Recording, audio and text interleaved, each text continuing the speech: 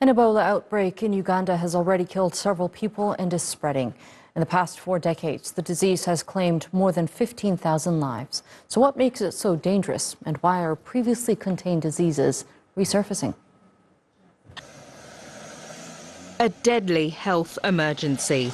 A rare strain of Ebola has hit Uganda for the first time in a decade, and authorities are now racing to contain it. On the 15th of September 2022, one suspected case of viral hemorrhagic fever was identified and isolated in Mubende Regional Referral Hospital. The patient was a 24-year-old male who lived in Ngabano village of Madudu sub-county in Mubende district. Ebola is a hemorrhagic fever with symptoms including convulsions, vomiting, diarrhea, loss of appetite, chest pains, coughing and bleeding in the eyes. The WHO says this is the 7th outbreak of the rare Ebola Sudan strain. It's the 3rd incident in Uganda, and 4 previous cases were reported in Sudan. Ebola was discovered in Zaire. The disease was named after a river, Ebola, where the first case was reported.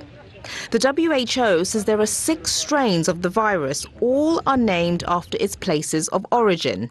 Zaire, now the DRC, Bundibugyo in Uganda, Sudan, Thai Forest in the Ivory Coast, Bumbali in Sierra Leone, and Reston in Virginia in the United States.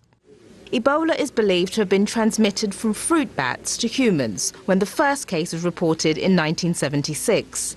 The disease is spread through the bodily fluids, but the virus can also survive on dry surfaces, like doorknobs and tables, for several hours. This latest outbreak comes as previously contained diseases like polio, cholera and measles are now resurfacing. The WHO says one reason is the lack of immunization. This is a wake-up call for us all. Everyone who is not vaccinated or whose children have missed their scheduled vaccinations should seek vaccination as soon as possible. What makes the Sudan Ebola strain deadly is that, unlike the most common Zaire variety, there is no vaccine or specific treatment. Early detection is now Uganda's only defense, and the government plans to repurpose its COVID-19 infrastructure to stop a possible epidemic.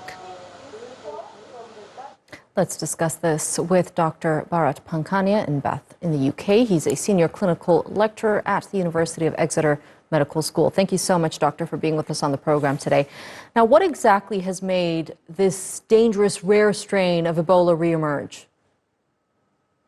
It's human activities, without a doubt. So what happens is people consume bushmeat like fruit bats, chimpanzees, monkeys, or similar. And then they get infected by that animal and then bring it to the human population. And then the difficulty is, by the time you realize that this is Ebola, many people have already been exposed and have been infected. So that's the reason why, by the time you know, many other people are already incubating the infection.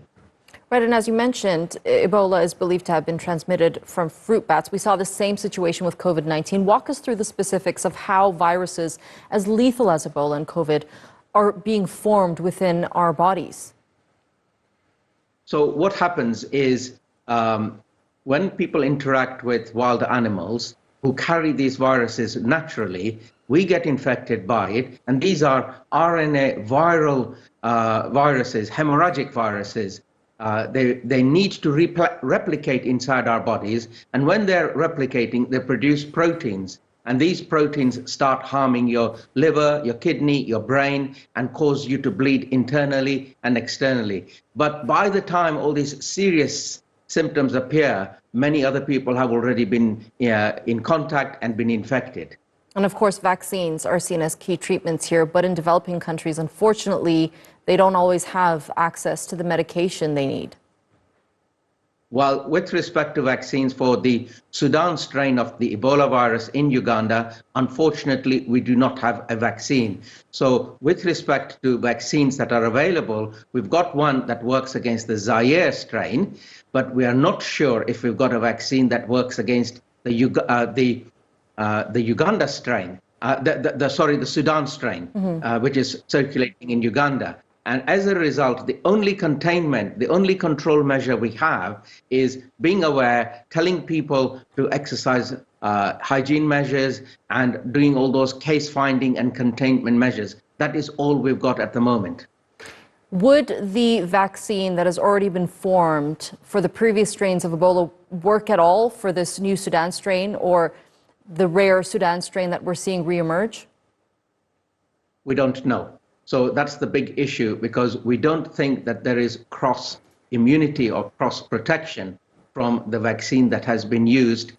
So with respect to the Sudan strain, there is one vaccine from Johnson & Johnson which may work, but that takes a long time to deploy, because you have the first dose and then the second dose, and in between there are 56 days. So the vaccine in this case, unfortunately, is not the answer. All right, Dr. Bharat Pankhania, thank you so much for joining us here on the NewsHour and giving us that insight. Thank you.